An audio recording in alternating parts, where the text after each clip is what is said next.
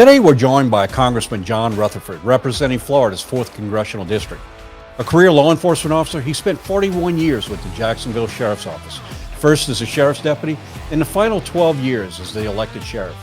His experience makes him a strong advocate for policing.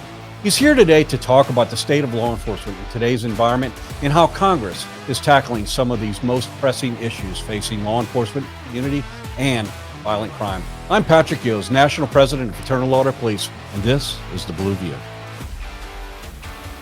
Congressman Rutherford, thank you for joining us. But also, thank you for being such a staunch supporter of law enforcement. Your background lends to that. Could you tell us a little bit about yourself? Yeah, thank you, Patrick. And it's great to be with the FOP.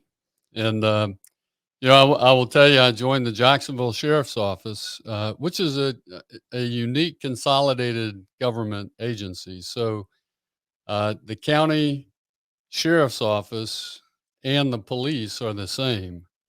And in fact, our cars were very unique. We had police down the back and sheriff on the side. And people would look at that and they're like, what are you guys? We're consolidated.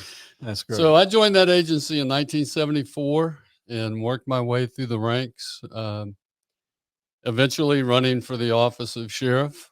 And I was elected in 2003, 7 and 11. And so I served for 12 years as sheriff in Jacksonville. Well, you saw obviously a pretty substantial change in your 41 years of law enforcement, how it has evolved over time. In addition to that, you also have a very impressive track record of such a drastic reduction in crime during your time as sheriff. Could you talk a little bit about just some of what the observations you've seen over that period of time and how our profession has evolved? Yeah, I will tell you, Patrick, I think the most important element that we employed there in Jacksonville, which saw those historic drops in violent crime and murder, particularly, was because we attacked the crime problem with what I like to refer to as the whole pie. Yeah. PIE. It was prevention, it was intervention, and then it was enforcement. And I'll tell you, I had a great mayor, John Payton, who worked with me for the first 8 years. And we had some great success because he bought into the idea of the prevention side. And then I had a great state attorney who was our prosecutor, and she was very tough on crime. And then we had intelligence-led policing, community policing in Jacksonville. We had an initiative called SHADCO, the Sheriff's Advisory Council. I had over 3,000 members in my community that met with my leadership team every month.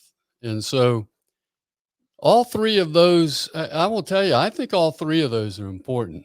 And in your jail, your Department of Corrections works really intimately in that process because, as you know, a lot of our crime problem is drug related and mental health related. Right.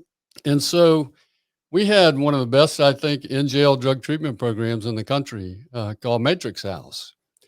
And it was really police, the sheriff's office, the mental health community, and then the community providers working with us. And the mayor was very supportive of all that.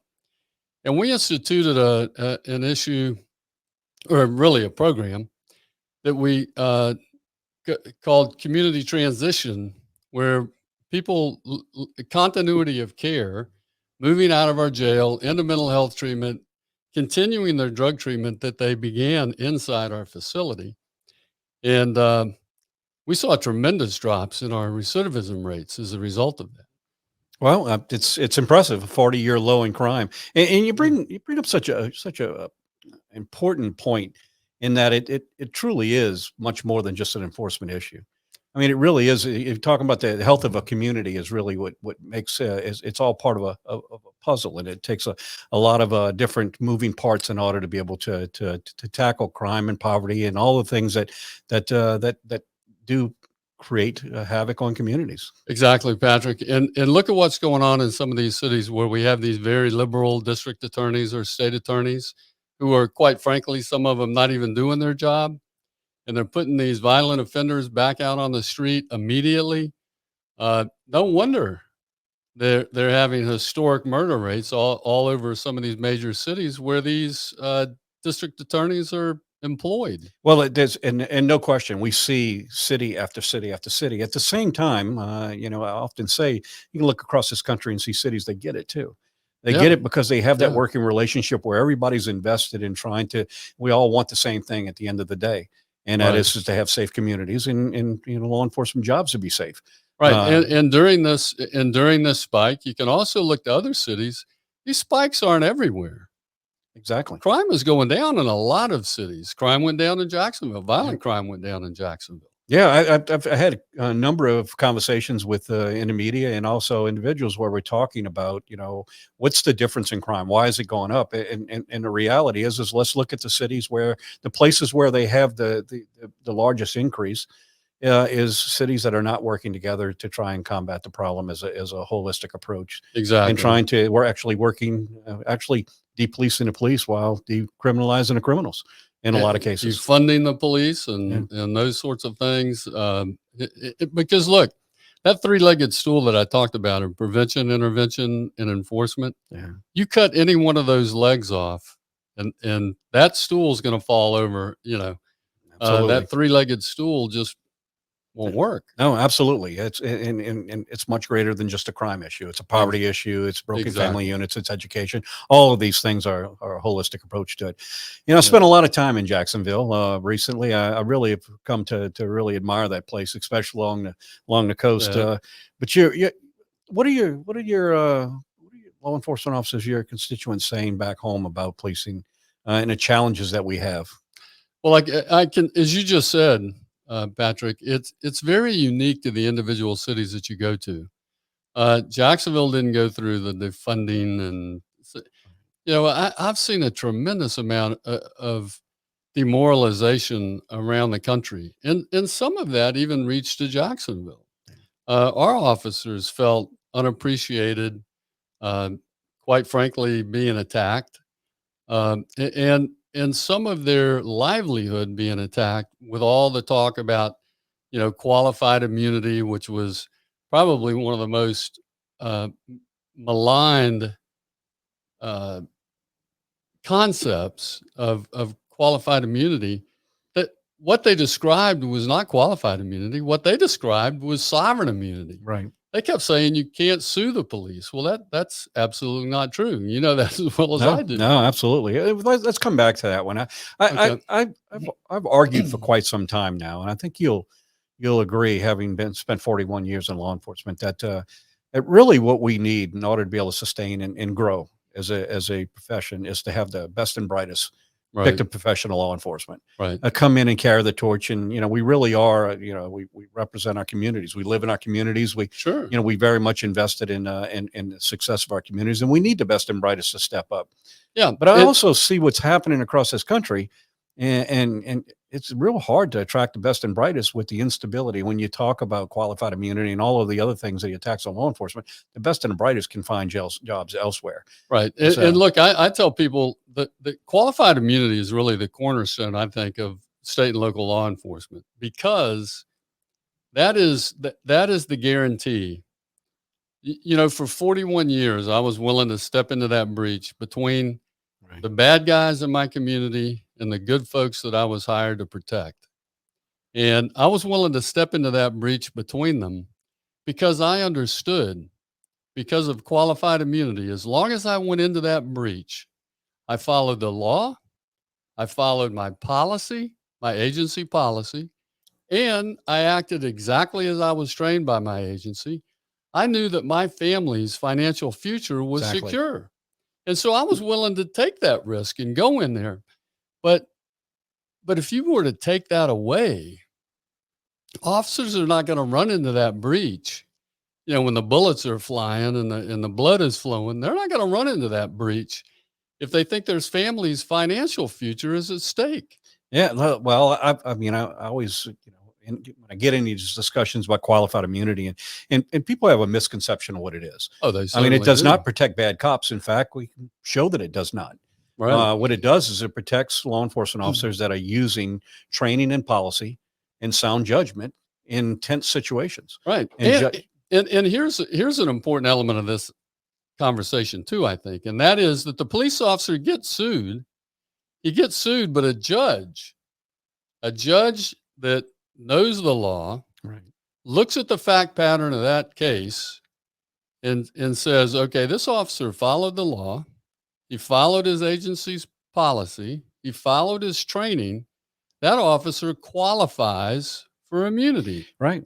And there's some analysis have shown that as much as 40% are denied. So it shows that the system does work. There are checks and Exactly. balances. Exactly. Often talk about qualified immunity and put it in perspective that we all have jobs. Everyone has a job to do, and Right. regardless of what profession you're in, you have a job.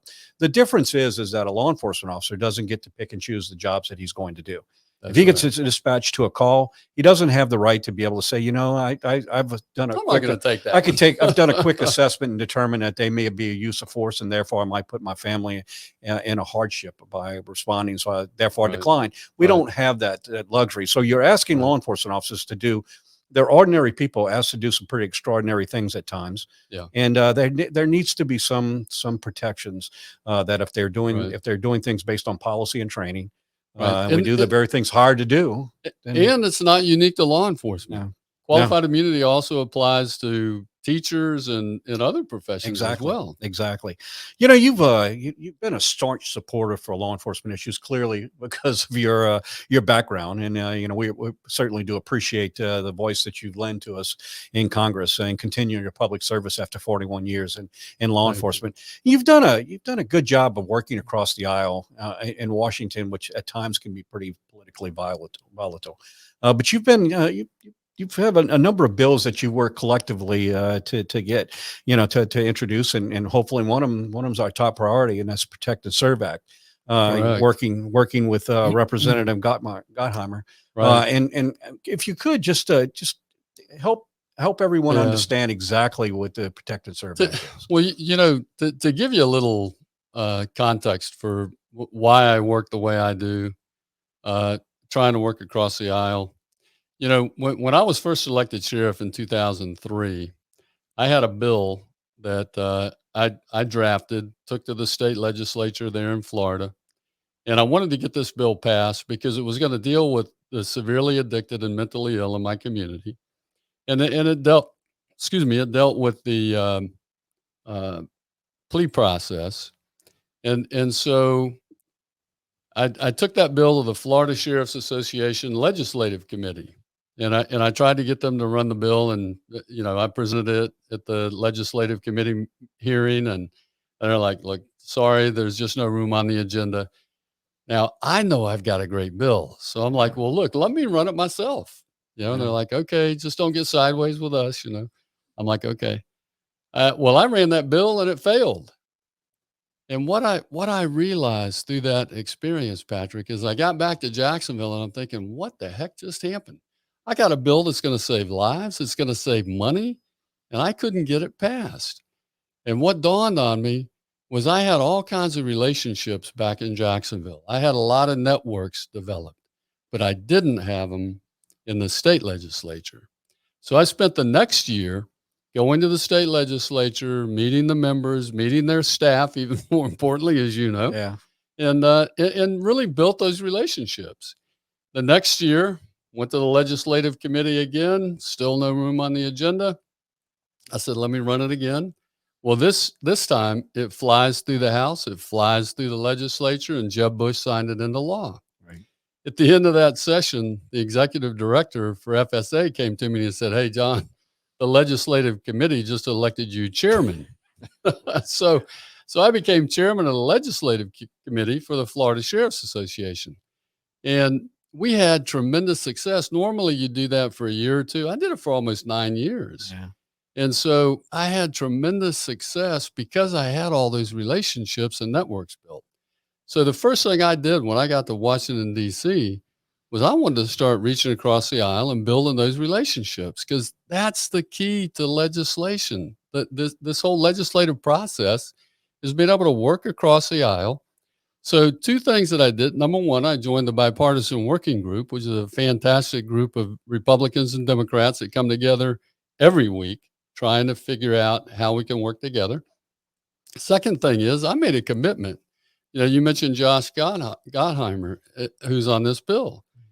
Every bill I file, I reach across the aisle to the committee of jurisdiction and try to find a member from the other side of the aisle that will be a primary, not just a co-sponsor, but their name goes on that bill with my name. And as a result, I think that's why we've had some great success. Yeah. I've always said that really at the end of the day, it doesn't matter what you do. It really is all about the relationship you built around it. So it's so poignant words and advice. The Protect and Serve Act, I think there's some misconception of what it is. So in your words, could you just explain exactly what the purpose of this bill is? Sure. Look, when you look at the number of ambushes, for example, of law enforcement officers at the state, local, and federal, 115% over the previous year. Last year was 115% more than the previous year. So there's definitely a trend there. So yeah, just to make that point. And so what I wanted to do was I wanted to target the bad guys that were targeting my men and women out there. Exactly. And well, not mine anymore, but they're still mine. They're still yours. They're still mine. I think about them as mine. So what this bill does is it enhances the penalties for those who direct violence toward men and women in uniform. Yeah, I know there's some misconceptions that this would be just creating another class of crime, but in reality, it's not. It has to meet certain criteria in order for it to become a federal. Right, and it's a sentencing bill, and there's got to be it's got to be that segue into the federal violation. Yeah. Without a doubt, it is one of our priorities. It's something that desperately needed. When we see some of the things that are happening, the heart-wrenching things that are happening across this country, of law enforcement officers are just simply being attacked because of the color of their uniform. There definitely needs to be something done, and we hope that Congress. If you're going to target men and women in blue, we need to target you. Absolutely, absolutely. You talk about working across the aisle, and Congressman Gottheimer is with you on another bill. That bill is the Invest and Protect Act. Can you talk a little bit about that one?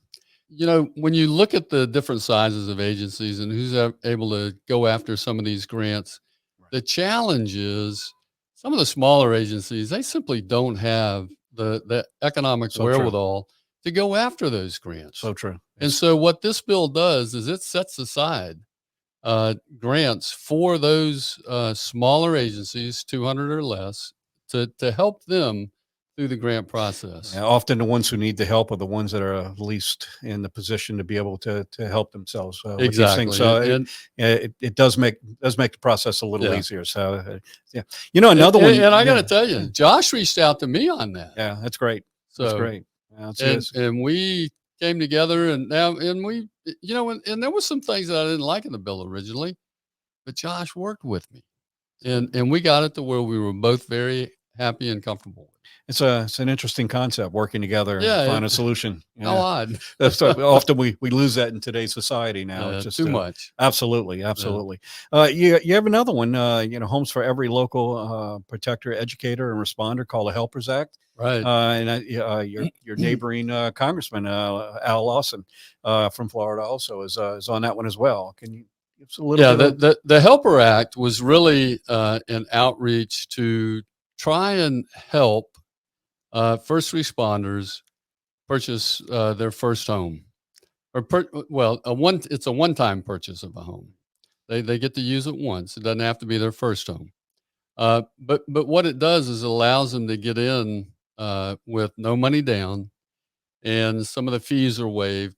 It's very similar to a program in under FHA, and so Sam Royer brought this idea to me, and I thought it was a fantastic idea, and we built that together, and that's great. Again, I'm going to thank you for being such a strong advocate for law enforcement. These are three very important bills, and wish you absolute success with it. Protect and serve is one of our highest priorities. So thank you. Thank you for doing that. We started talking in the beginning about a real problem in America. And we see it happening, and it has to do with rogue prosecutors that are refusing to enforce the law. Law enforcement officers are out. We don't make laws. We don't get to pick and choose the ones that we're going to enforce. Others do that. Separation of powers, puts us in a position to Right. an enforcement side of it. Yet we have prosecutors who are legislating from their position as prosecutors and creating a revolving door. I think we all agree, and certainly the Fraternal Order Police has been a big part of talking about changes within the criminal justice system and making it more fair and equitable. But at the same time, it has to be done in a way that it doesn't make our communities and our jobs less safe. Talk a little bit about your views of what we see happening across this country with prosecutors that are really doing a disservice to the people that they're elected to serve.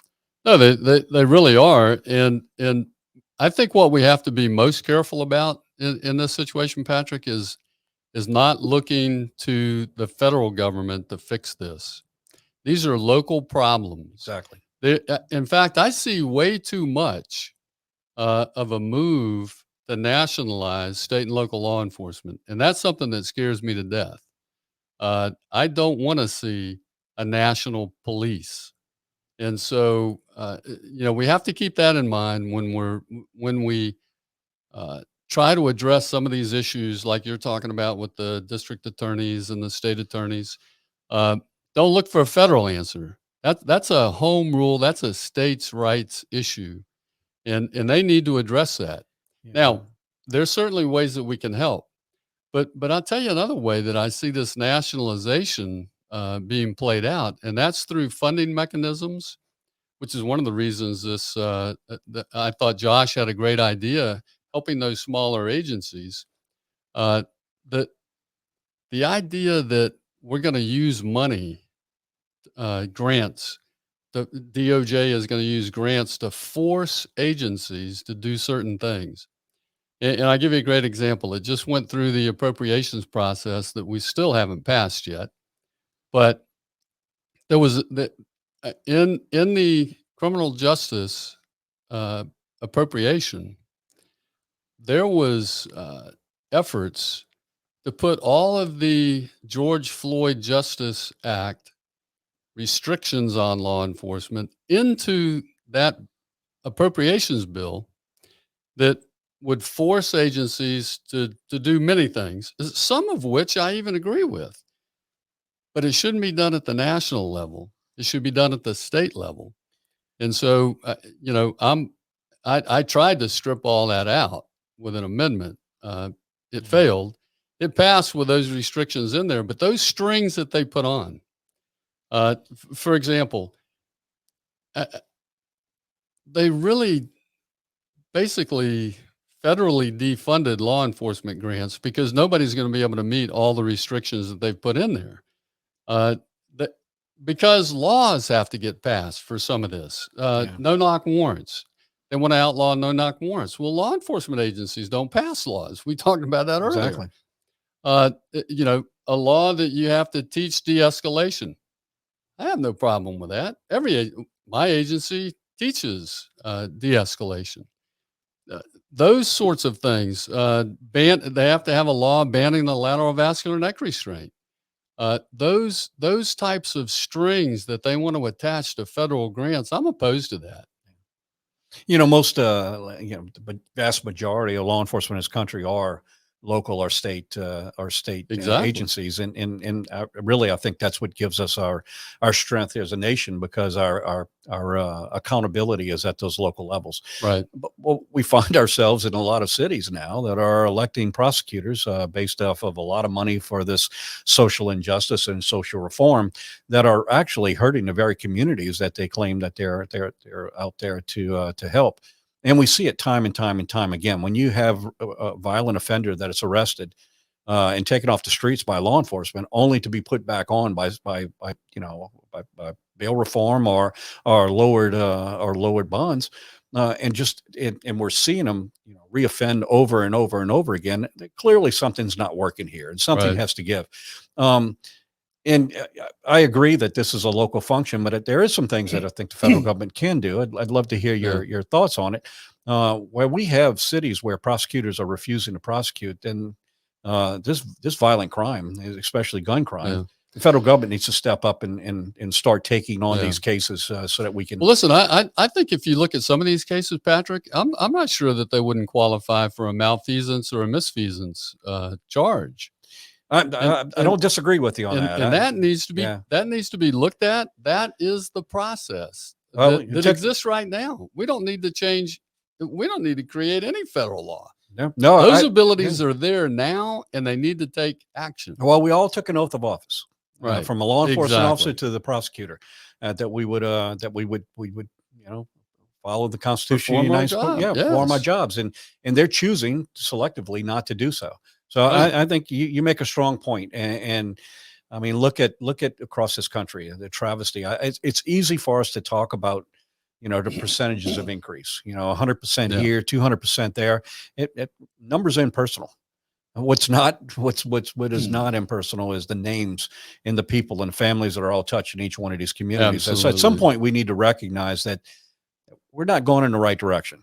Right. When we're seeing the same thing over and over and over, then at some point we need to Right. recognize we've got to reverse course in some of these decisions. And And it's not just yeah, the DAs yeah, that are putting us at risk. It's also an administration that refuses to secure our southern border.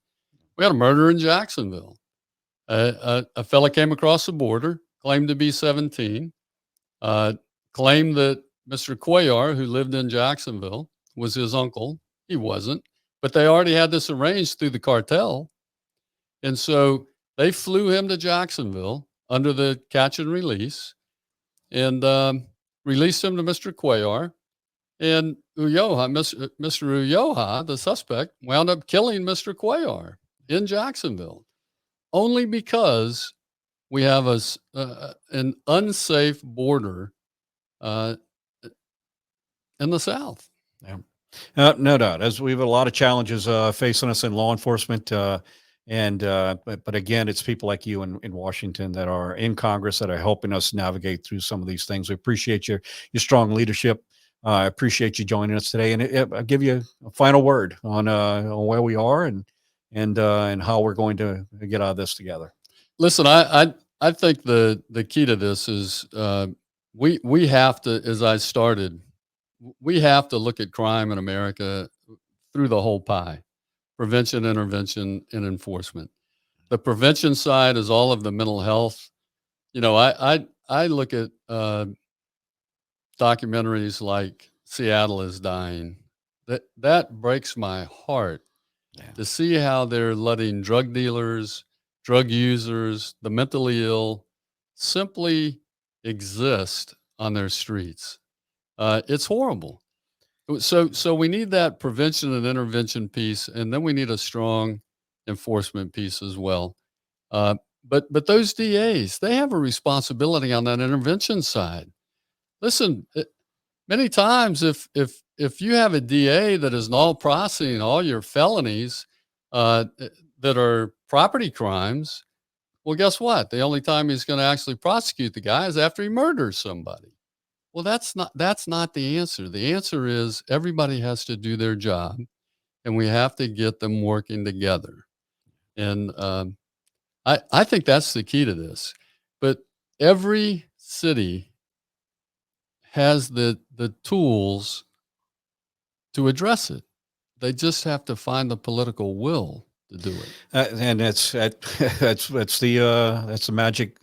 magic right there. If you can find a way to get people who have the will, and I've always said and continue to say that there's not a problem out there we can't fix if we all commit ourselves to working towards a solution with it. Absolutely. I think we've just reached a point in society now where we're either right or if I'm right, you're wrong, and that's the way most people approach it. We need to get back to having some common sense discussions and compromise and finding a ways to address these. So again, Right. thank you again for all you do for law enforcement. Thank you for your 41 years in law enforcement. Thank you for continuing your public service, and thank you for being such a strong advocate for us in Washington. Thank you, Patrick. And And it's my honor. And I'd like to thank our audience for joining us today for this podcast, and be safe. Thanks for tuning into this week's episode of The Blue View, hosted by Patrick Yoes, National President of the Fraternal Order of Police. To catch our next episode, be sure to subscribe on Apple Podcasts, Spotify, or anywhere else you get your podcasts. If you enjoyed this episode, please leave a rating and review. To get the latest from the National FOP, make sure to follow us on Twitter and Facebook at GLFOP and on Instagram at FOP National. Thanks again. We'll see you next time.